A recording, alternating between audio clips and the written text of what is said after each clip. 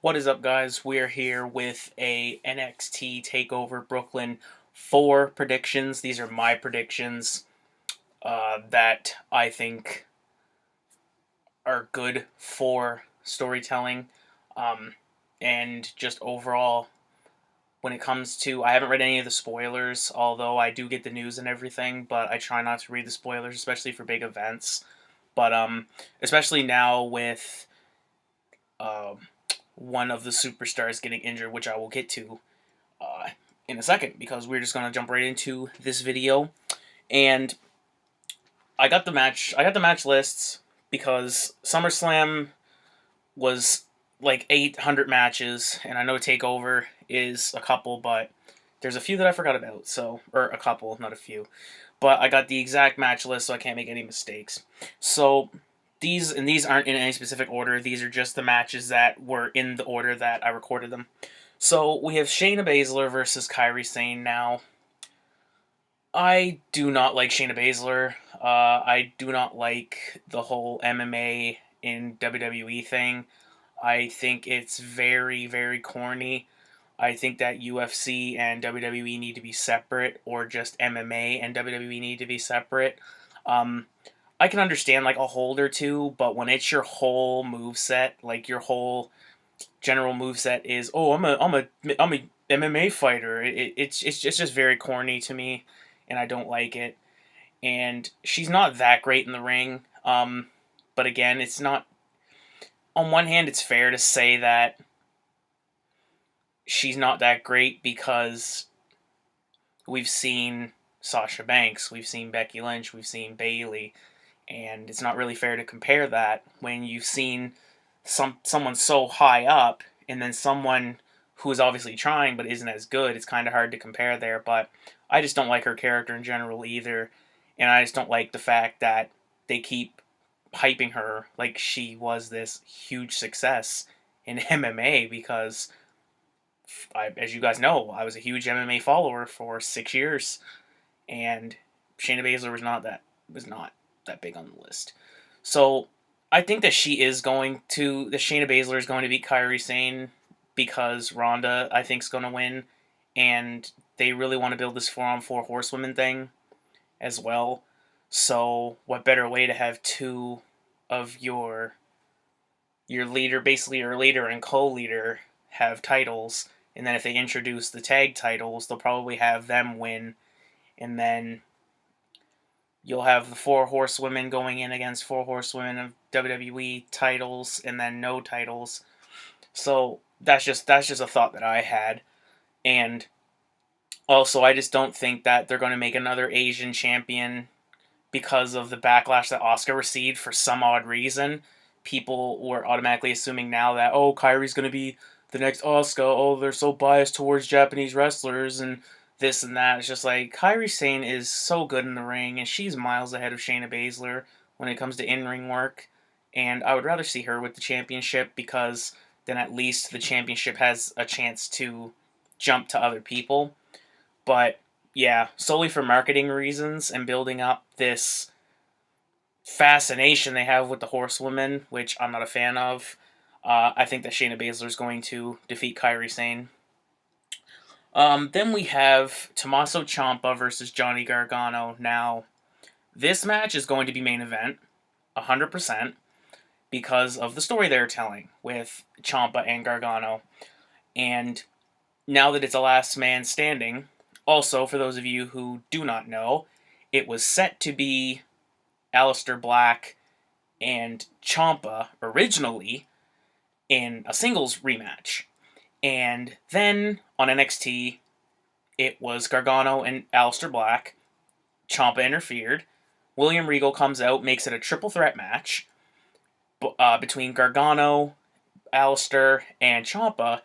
But then, at the end of the show, or I think it was a WWE.com exclusive, that Aleister Black has been attacked, and William Regal since then made it a singles match between Johnny Gargano and Tommaso Ciampa for the championship. And that was just to write Aleister Black off of TV because he currently is dealing with a groin injury.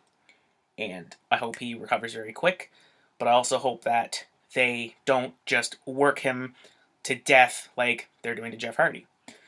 But yeah, so now it is Tommaso Ciampa versus Johnny Gargano for the NXT Championship. I did not think we'd be seeing it this soon.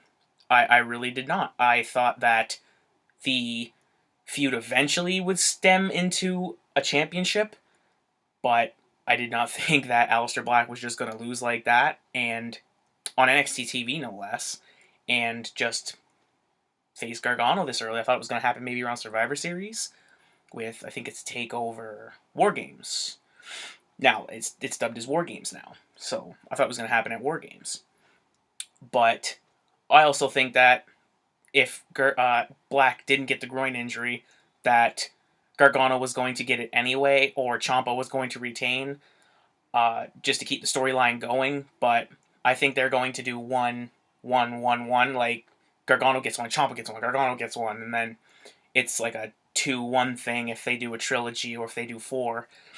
But I'm assuming that it's because Black's getting called up. And I think that this groin injury was sort of like Drew McIntyre, which is a curse. That championship's a curse, man. Because it happened to McIntyre, the exact same thing. I'm pretty sure that McIntyre was supposed to be called up. The end of the match, it was close to the end of the match, Drew McIntyre got the bicep injury. They threw the belt on Almas. Then McIntyre just shows up. So yeah. But I think that Gargano is going to take it. I think this is finally his time.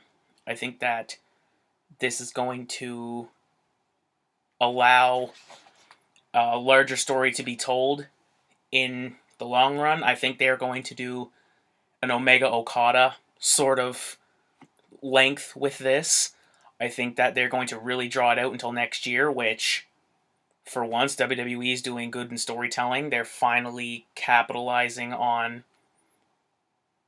what the fans want. They're finally giving in and allowing our voices to be heard and giving us great quality in a story along with matches, because that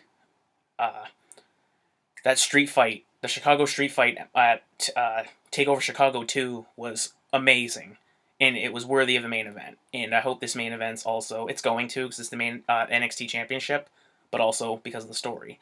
But I think that Gargano is finally going to get the comeuppance over Ciampa, and he is finally going to defeat him. And if Ciampa wins, I don't know, because Ciampa is 1 and Gargano is 1, I believe. So yeah, because Gargano got attacked at Philadelphia, then they faced each other at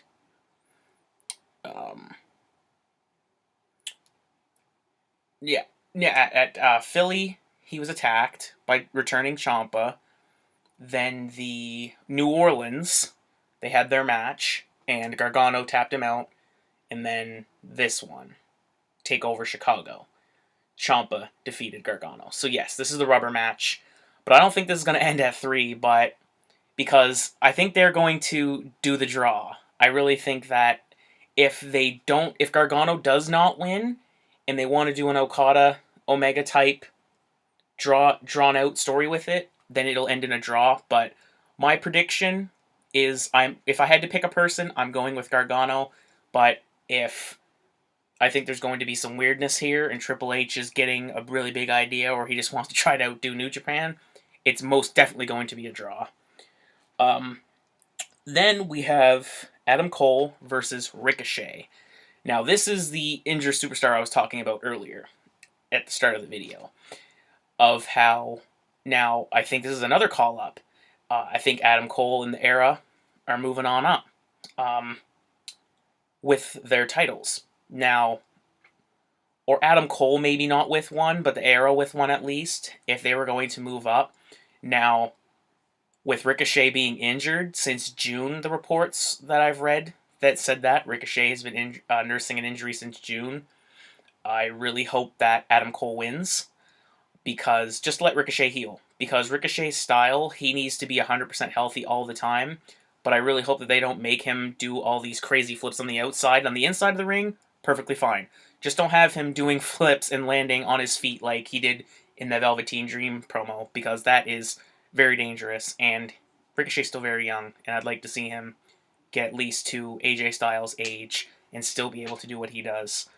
But I think that Adam Cole is going to win solely because of Ricochet's injury, just because I think Triple H is a little more forgiving than Vince when it comes to letting his stars, because NXT is like the Attitude Era. There's more than one star in NXT. Pretty much, I would say about 75% of the NXT roster are stars or have potential to be stars. And Ricochet is automatically a star. Ricochet is the AJ Styles of NXT when it comes to just popularity. Like when he comes out, everyone goes crazy. His music is great. He just has star written all over him. And his style, he's never boring. So far in WWE, he has not been boring. So yeah, I think that Adam Cole gonna win solely because of the injury though. Other than that, I would have had to go with Ricochet. I was choosing Ricochet, but then when I heard that he was injured, I think that Adam Cole is going to retain his North American Championship, which should be a damn good match. And like I said, I hope it's a lot of in-ring stuff and no crazy outside dives to potentially hurt Ricochet more. So then we get to the Undisputed Era versus Mustache Mountain, being Tyler Bate and Trent Seven. I haven't really been following this. I'm not a big fan of Mustache Mountain, to be completely honest with you. Not the wrestling ability factor. It's just their characters don't really appeal to me. It kind of, I love the era and everything, but I just don't like them. I just don't like Mustache Mountain as a team. And so I'd have to go with the era just solely because I believe that the era and Adam Cole are all going to have championships, and and this is when I think that they're going to get called up, because I think Aleister Black's getting called up, and I think the Undisputed Era is getting called up as well. Only because of the potential storyline that they could have with the Undisputed Era, as I've heard from Steven Larson, listening to other podcasts and things like that, and just mostly Steven Larson's idea of the Era being these guys that they'll just go anywhere and take over. They'll just go to SmackDown, win the tag titles, go to Raw, win the tag titles, and basically be the Austin Aries. They have all the belts. They're the undisputed team. Nobody can beat them when it's important, and when they're as a unit, they're unstoppable. And that would be a good idea. Maybe not the Bludgeon Brothers. Maybe they won't just come in and sweep the Bludgeon Brothers, but if the Bludgeon Brothers were to, say, lose to Sanity, Undisputed Era has beaten Sanity before, so that could stem into something as well, that the Undisputed Era has a chance against Sanity. But I like that idea of where they are just going to run roughshod of everything, main roster and NXT as well, and just win everything.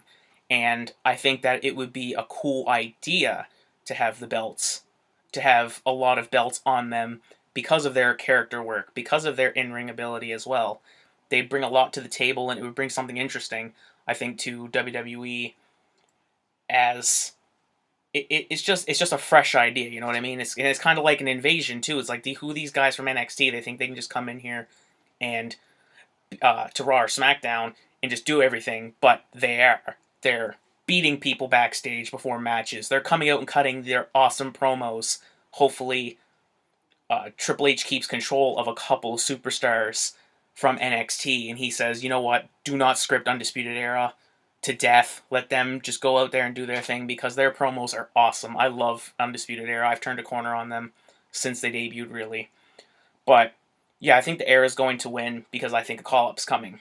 I don't know if they're possibly going to lose their tag titles on Wednesday. Who knows? It's hard to say, but I'm going to go with the Undisputed Era on that one. Then we have the final match on the TakeOver card, and that is Velveteen Dream versus EC3. Velveteen Dream, very good talent. He's definitely earned his spot in WWE for damn sure. The man, or kid I should say, he's younger than I am, and he's incredible. Star power written all over him. He is definitely, in NXT, he is definitely a top 10 talent. There's no doubt about it. He is definitely a top 10 talent. He is always learning. He's always improving. every takeover he's gotten better, not leaps and bounds, but he has improved. He's shown improvement in the ring. His character is getting better and better. It seems like he's starting to get more into his character, which is great to see.